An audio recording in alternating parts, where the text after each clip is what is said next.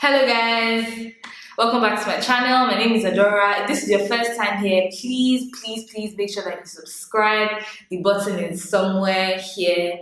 I do this thing too much and I'm sorry, but please subscribe. So if you live in Lagos, Nigeria, you would know that for the past few weeks the traffic has been a lot more than it is normally. Well, I mean, there's always traffic, right? But I mean, it's been a lot worse, and I have been complaining a lot. And I mean, I'm not the only one complaining. A whole bunch of people have been complaining as well. But I got to drive myself for 2 days, and it was terrible. It was a really terrible experience. And then I realized how lucky I was to not be driving all the time. So based on that and based on some other things, I decided to share, or rather, I am deciding to share 10 things that can help you survive Lagos traffic. And there's a bonus at the end, so stay tuned for that. And let's get right into the video. The first surviving Lagos traffic tip: put your laptop out of sight. I know, yes, you're a software engineer, you're a dev, you want to carry the laptop everywhere. When you're in the car, you want to be quickly doing. Guy, girl, put this thing away. Like, get it out of sight. I mean, for obvious reasons, not just in terms of security. Maybe someone sees you with your laptop and then they want to, like, obtain it and stuff. For a bunch of other reasons I won't mention here. It's just safe, to get your laptop out of sight when you're in a car in general in Lagos. Find anywhere to put it and just be safe. The second tip: you don't have to drive all the time. So I mean, there are days when you might want to be in control of your destiny, or whatever, and then you want to call the shots on when you are leaving or where you are going to. You don't want to be stuck because you're trying to call one cab, or you're trying to follow one friend, or you're trying to, I don't know, get one bike or something, and that's not working out for you. But there's some days where you see that, but this traffic is not here, and then you could be like, okay, I'm not going to drive today. And then when you decide not to drive during the day, I mean, there are other ways that you can get yourself around.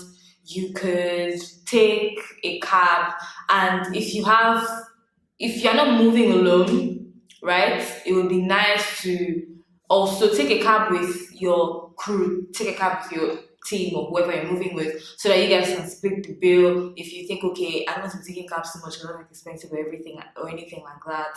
And that just sort of helps, because when you're not in that space where you're the one driving in traffic, you are able to do a bunch of other things with your time. You understand? Your hands are free, right? You can decide to use your phone to quickly do things that you won't have the luxury of doing if you were the one holding that steering at that point. So yes, you don't have to drive every time. And I mean, in Lagos, there are times you should know when, okay, I should drive. There are situations that you should know, okay, I should drive today. I shouldn't drive at all. I shouldn't come out of my house. I should just. So if you see, based on maybe what you've seen around traffic, or based on what the time is or what the day is, and you feel like you should not be driving that day, you probably shouldn't, and don't drive for your own good. Number three: when you're not driving, you can decide that you want to perform other tasks that you don't really need much to do, but in the long run still help you, like, go far ahead and get your day sorted and be more productive and get things done, whatever. It could be that you're trying to finish your draft for this article that you're writing.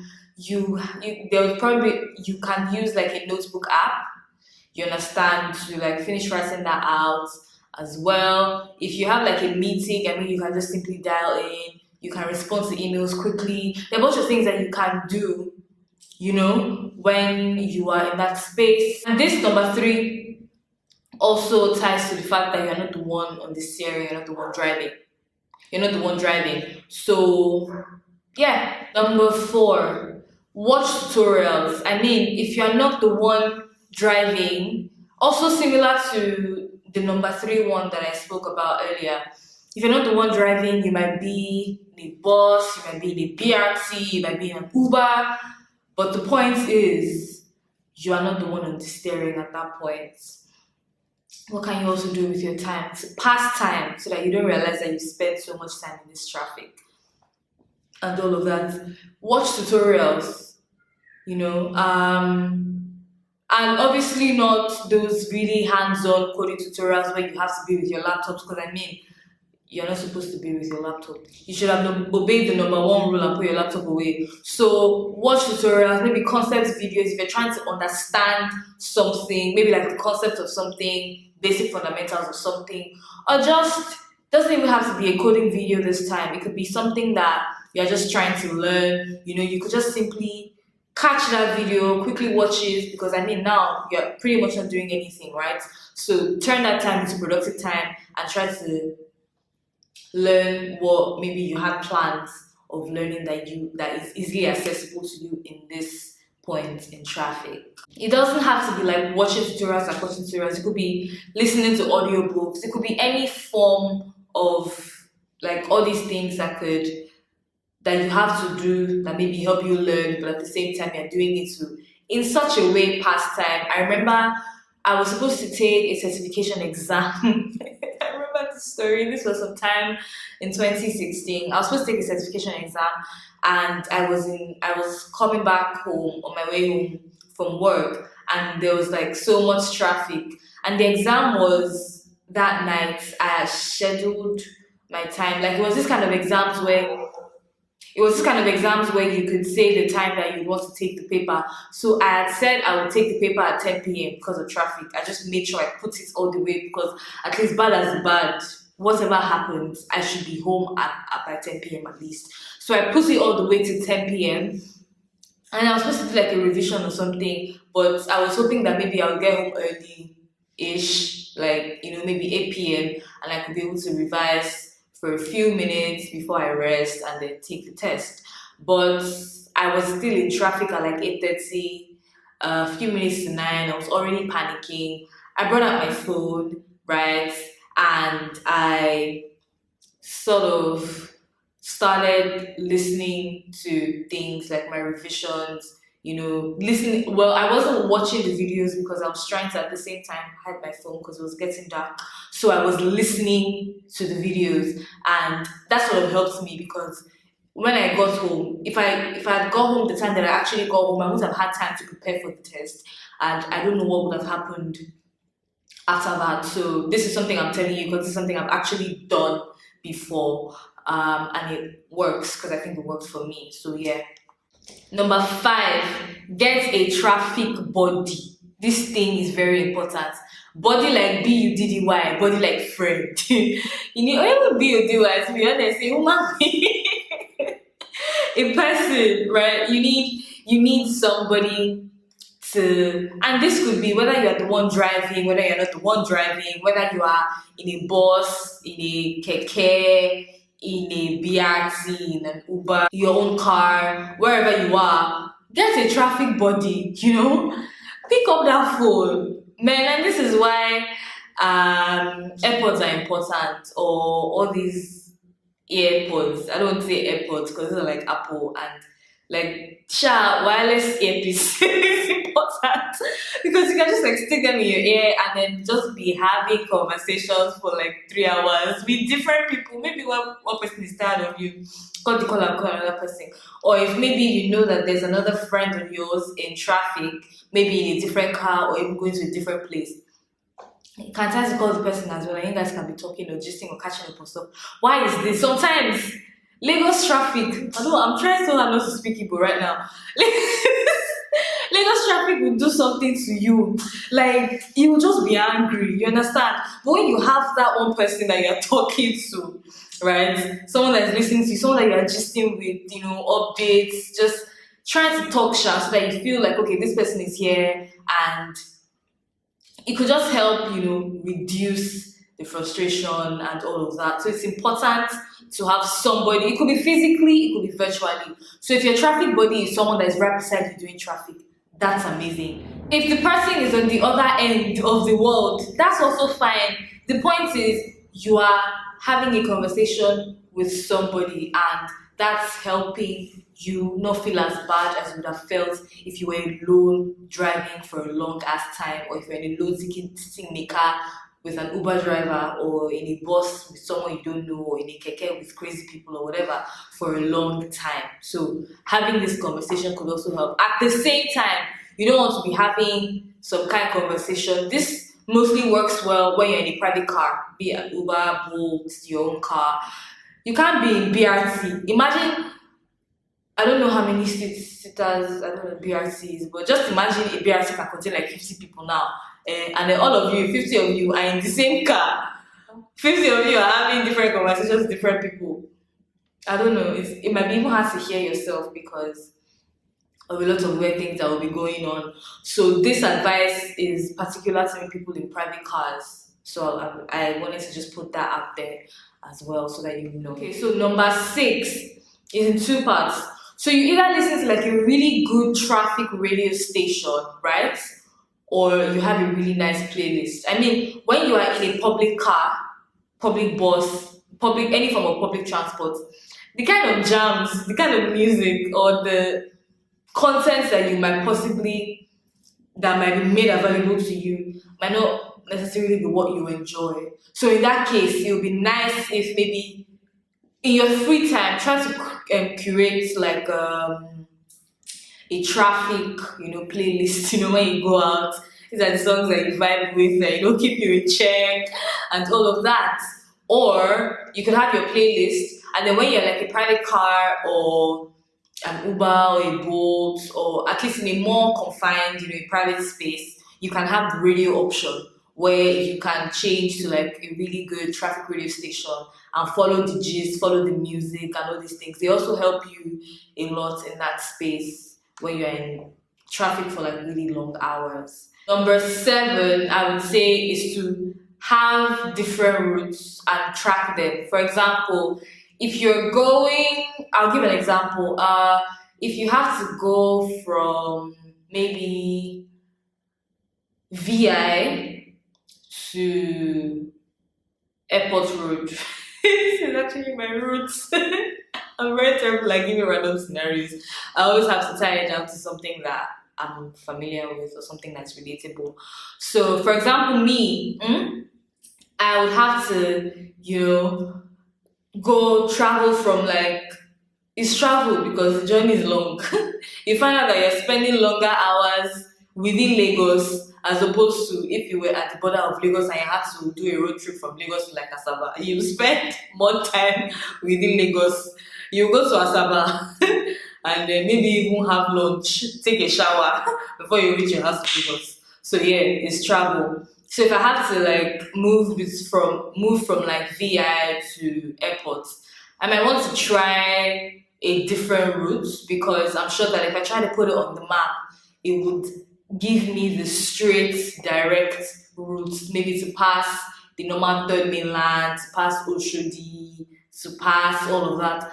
And in that moment, in that time where I am on that road, that might not be a very good option. So I might want to, and this works when maybe you know your way around Lagos more and all of that. So in this number 7, it would be nice to also monitor traffic before you move from point A to point B so that you can plan your movements, plan how it's going to be. So if I want to move from VI to Airport Road now, Ajao, for example, I would decide, I really don't want to do that. Okay, I know the map will not route me to this area because it's not like a normal way to pass.